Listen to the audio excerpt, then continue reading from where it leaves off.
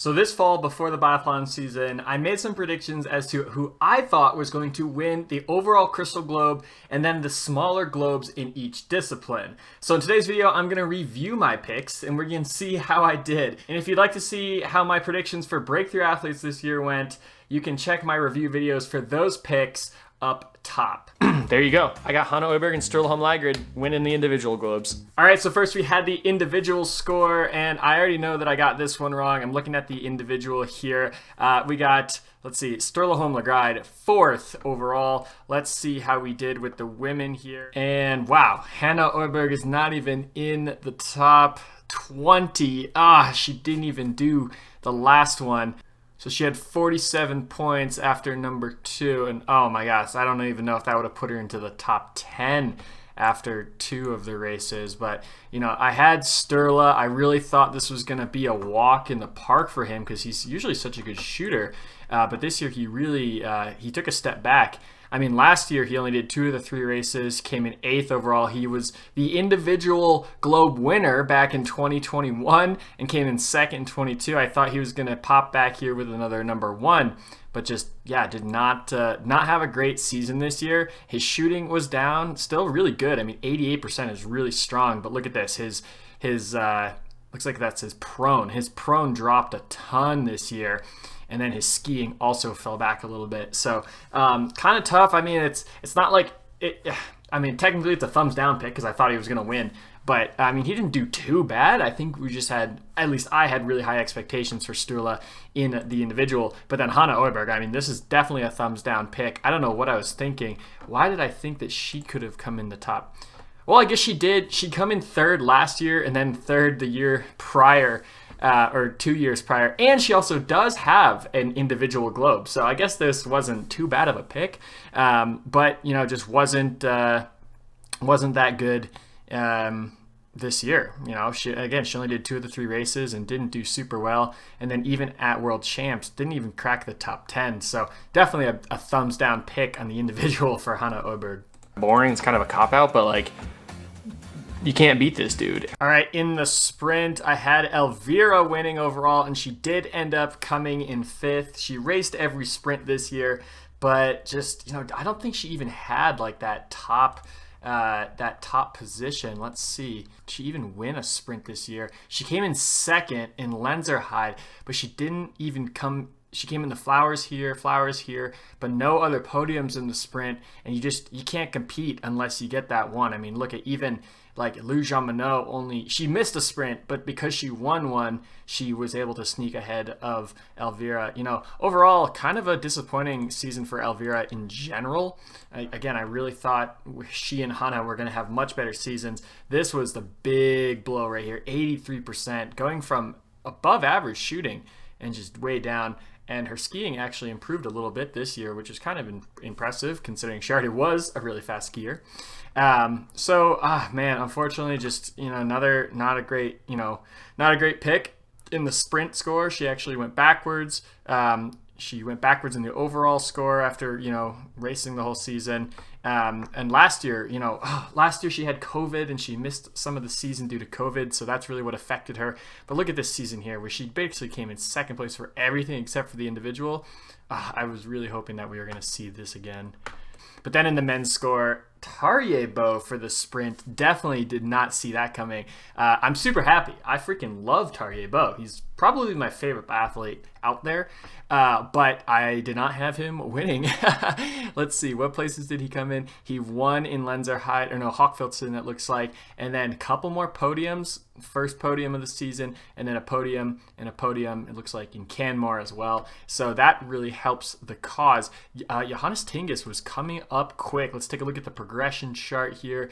Yeah, look at this. Johannes Tingus was coming up quick, but he just, Tarjei was able to have a really strong season and finish out really strong. So good race, good season for Tarjei. I'm going to say I think my pick for Johannes Tingus wasn't bad considering he came in 2nd.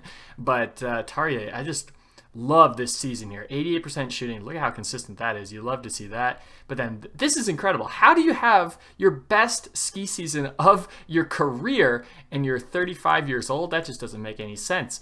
Man, let me know in the comments down below if you think Tarja is going to retire this year. I really hope not, but he is kind of getting up there in age. And I'm kind of like leaning towards her, so I'm a little bit biased. And I think Lisa's going to be right there in the fight anyway. Lisa Vitozzi is going to have the advantage on the last shooting stage. So for that reason, I changed to Lisa Vitozzi. Sorry. All right, the pursuit globe. This one is kind of tough because usually the person who does well in the sprint also does well in the pursuit, just because you have that advantage coming from the sprint.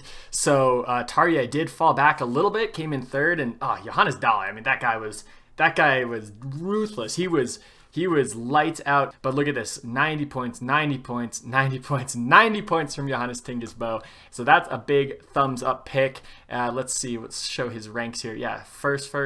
Worst, his worst one was 15th, the first one of the season, and I'm sure that made for some good comeback fight. I guess not. I mean, the second he took that red bib, he just held it for the rest of the season. So huge, thumbs up of a pick there. But really, I think this whole pursuit globe was highlighted by his 17th place in the sprint in Soldier Hollow to then make the comeback and win the pursuit in Soldier Hollow. That's just, it's watching a goat in the making. I mean, not in the making. We're watching a goat in his prime.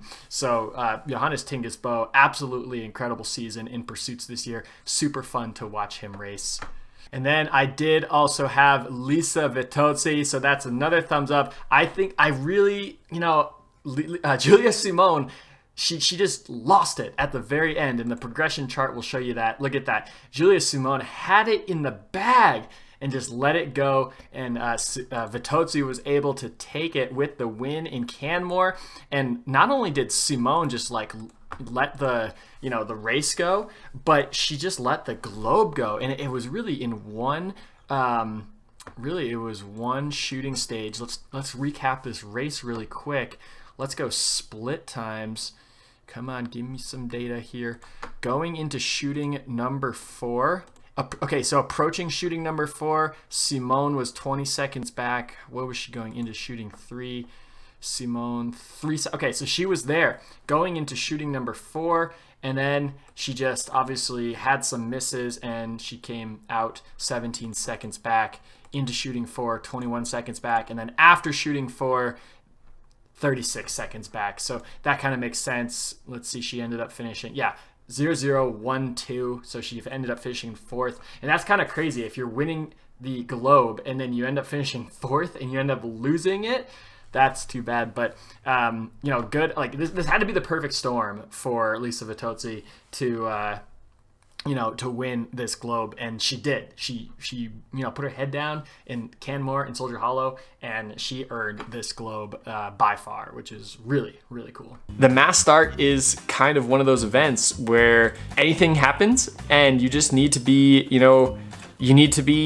in the right place at the right time. Sievert Bakken proved that. Last year, Christensen proved that. So, hey, I think it would be super exciting if Nicholas Hartvig came out with the globe this year. All right, for the mass start score, same story, different globe. Julia Simone, she was leading going into the last race of the season, and Lena Hecky-Groys, if she could have won, that would have been really cool. But Lou Jamineau comes from 3rd place to claim the globe, just a couple points ahead of, looks like about 11 points ahead of Julia Simone. And like I said, it's the same story, but a different day. Julia Simone was well ahead, but then in the standing, 2+1.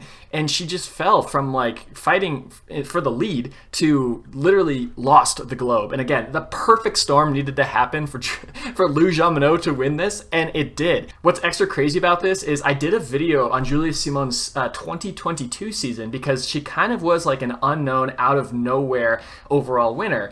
And one of the interesting things that I found about her performance was that she was able to, not only did she have improved shooting percentage, which always helps, but she was able to pick up her shooting percentage and her shooting time in head-to-head races. So she was putting so much pressure on her competitors in head-to-head racing by shooting fast and shooting accurate. And if you wanted to compete with her, you had to keep up, and that would put the pressure on and make people miss.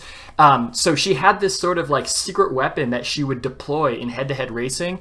And I think this year just didn't work out for her. Her total shooting this year was 86 and went down a little bit. Still really good. Her ski speed stayed about the same. Her shooting time even improved, and her standing time even improved. But let's see. Okay, so this is overall. We're looking at shooting hit rate in overall, right? But let's see in head-to-head races like the mass start.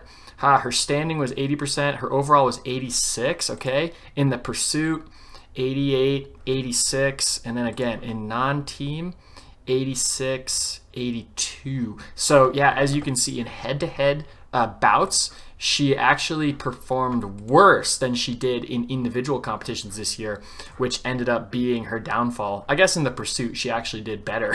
But in the mass starts, that is, she actually performed worse on the range than she did in in the individual competition. So kind of crazy. But yeah, again, Julia Simon, she had it in the bag and then just let it go. But hey, I'm super happy for Lou Jean-Monod to win the overall, or not the overall, but to win the mass start globe. Super exciting for her. In my personal opinion, I think Lou Jean-Monod was the athlete of the year. Even though she didn't win the overall, I thought she was the athlete of the year with her performance, missing 2 races and still coming in second overall, getting a globe out of it, obviously. I think that was super awesome. So look for Lou Jean-Monod next year.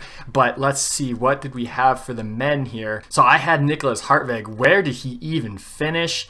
Oh no, down in 32nd. Only raced one of the mass starts, so that's a huge thumbs down of a pick. Johannes Tingesbo winning 2, including the last one in Canmore. Let's show the ranks. Who else won a race this year? Christensen won a race, which was really cool, and Legride won a race, but he did miss one of the first races here. So So unfortunately, that's a no-go for Hartwig, but really good on Johannes Tingesbo. Let's take a look. Let's do that same data research here that we did with Simone. So his total hit rate was 87%, which is really strong, really good. Let's see, how did he do in head-to-head competitions? Here's the pursuit, 87, exact same. And in the mass start, 86. So very consistent shooter overall. And then let's see what he did in the shooting times. So it looks like he took his time a little bit more this year.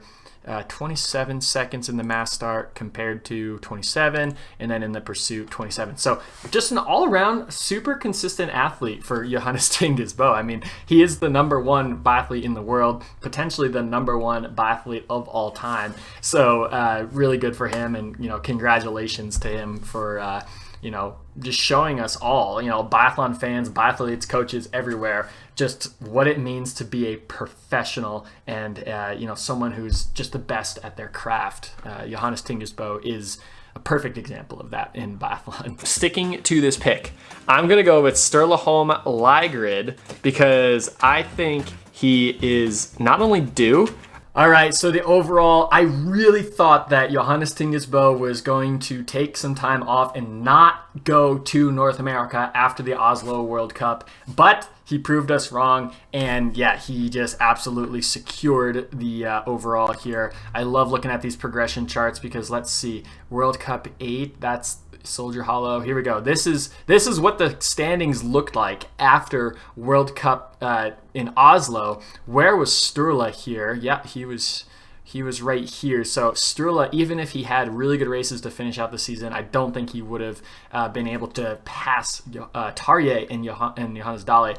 Obviously, it looked like Tarjebo would have been able to sneak ahead of Johannes had Johannes not gone to North America, but he did. So good on Johannes. And look at this straight line here. This was the Johannes Tingesbo of last year that we saw, just win after win after win to gain all these points towards the end of the season. All right, really quick, do you want to have a sneak peek or go back to last year to just look at how absolutely dominant that was? Unbelievable. Okay, back to this year, but no, it really cool. And it's funny because after he passed Martin Fourcade in, I think, total wins, and then he set his sights on Ole Einar Bjørndalen after this little North American stint here where we had all these wins to end the season. My mentality about Johannes Tingesbo completely flipped. I was curious if he was going to go for Bjørndalen, if he was going to stick it out. I mean, he's still relatively young. But I just thought there was family pressures that were going to interfere with this quest. But after I saw him make the trip to North America, totally invest in getting these wins, I've totally flipped my perspective. I think it's just a matter of time, probably not next year, but the year after, the year of the Olympics, we might have a new king of biathlon. So good job for Johannes Tingesbo. The pick for Sturla, again, we already talked about Sturla earlier. Wasn't a great season for him. Just was flat. He had some stupid mistakes where he unfortunately ended up having to miss some races due to firing around in a hotel room in Switzerland. So just overall, a big step back for Sturla. He did get a world championship medal, which was really big for him, and he was stoked about that. But yeah, just overall, just not a great season for Sturla Holmgren, and just not a great pick. I mean, look at this. Sturla let me down. Johannes Dahle, that would have been a better pick, but those of you who have been subscribers and following the channel for a long time know my history with Johannes Dahle and when it comes to picking. So I still like Johannes Dahle, but man, even that would have been a better pick this year. So I think this is Lisa Vitozzi's year. I think the overall World Cup is going back to Italy. And then the women's overall, I mean, obviously I totally called it. Lisa Vitozzi, it's her year. I love that she had such adversity earlier in her career when she was going for the overall with Doro. She came up just a little bit short. And not only did she come up short, she dropped the ball. She had all the pressure to try to perform, and she ended up having a terrible weekend and just let Doro take the victory. And then it sent her down this spiral of confidence issues and emotions and troubles on the range. And many athletes, many people would have just given up there and said, this isn't for me. But huge hats off to Lisa Vitozzi for coming back better and fighting the adversity, becoming a better biathlete. And with this new skill and this newfound ability, she was able to use it to win the overall when it counted. Because let's go back again, looking at Oslo. This is the mass start in Oslo. She was about second, maybe even third place, dropped down to third place at Soldier Hollow, but just with really good and professional races towards the end of the season, she was able to claim the overall. And even with a bad race in the last race of the year, she had just enough points to stay ahead of Lou Jamineau. Now, Tannervold, on the other hand, she is Vitozzi from a couple years ago. She had the win in the bag, but she let it slip towards the end of the season. So we'll see if Tannervold can actually end up having a similar comeback to Vitozzi in a couple years down the line. Is she going to grow from this and become a better biathlete and a better competitor? Or is this just going to cause her to have terrible experience moving forward with biathlon? Only time will tell. Let me know in the comments down below what you think is going to happen. All right, those were my picks for the Globes. How did I do? I don't think I did too bad. Everyone I had except for one was, up there fighting for the Globe, and a couple of them even won the Globe. So let me know in the comments down below how your picks did. Did you have any of these winners out there, or was there anyone that you thought was going to win a Globe that came up completely short? Let's keep that conversation going in the comments down below. But until next time, we'll see ya.